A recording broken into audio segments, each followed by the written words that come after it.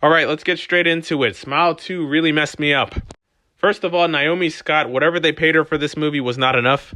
Because I'm not gonna lie, everyone was going crazy over Naomi Scott's performance in this movie, and I thought it was kind of overrated just off hating.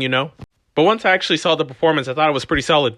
I don't think she's gonna win any awards or anything, but she is really great in this movie and she carries it. Also, that opening at the beginning of this movie was absolutely insane. And I feel bad for the guy because he was so close to beating this smile demon. The camera work for this movie is also pretty solid as well.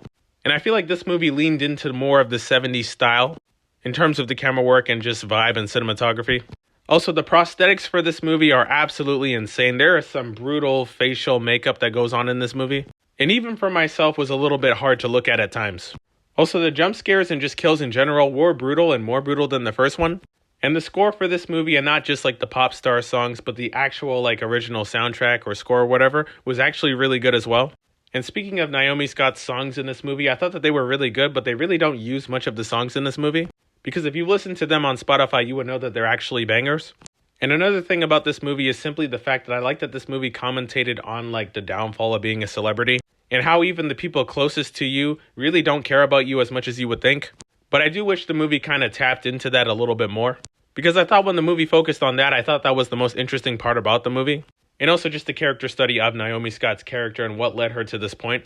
My problems with this movie is simply that I feel like the entity for this movie is just ridiculously overpowered. To the point where you really don't know what's going on, but not in a good way. And maybe I'm just dumb and I will definitely have to watch some videos after this, but I definitely just felt a little bit confused towards the end about how certain things went down. And I thought this movie was way too long and definitely could have been cut like 10 to 15 minutes.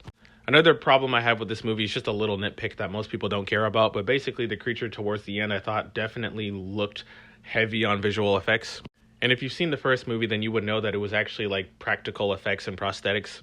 So to go from that to basically a fake version of that definitely kind of took me out of it just a little bit. And one of my other problems with this movie, and simply the last one, is that this movie definitely felt hyper reality compared to the first film, which I thought was very grounded, and that's what made it more scary. Although once again, this movie's pretty scary by itself.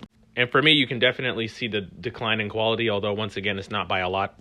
So overall, Smile 2 is not one of my favorite movies of the year, and it's a little bit of a disappointment, but I still thought it was pretty good.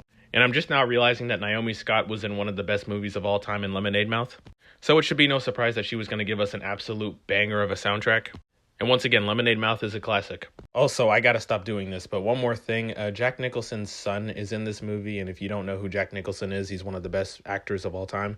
His son is in this movie, and they've been hyping him up through the trailers, and I'm surprised that he's not in this movie that much. Which once again goes back to my point where I liked what they did with Naomi Scott's character, but I just wanted more of it. And it would have been cool to see more scenes with Nicholson's son and her, because I thought they were pretty good together. Once again, it's only like one scene, but still, I felt the hostile energy, but I also felt that like love underneath as well. And you could obviously tell this was just a couple at a really bad place.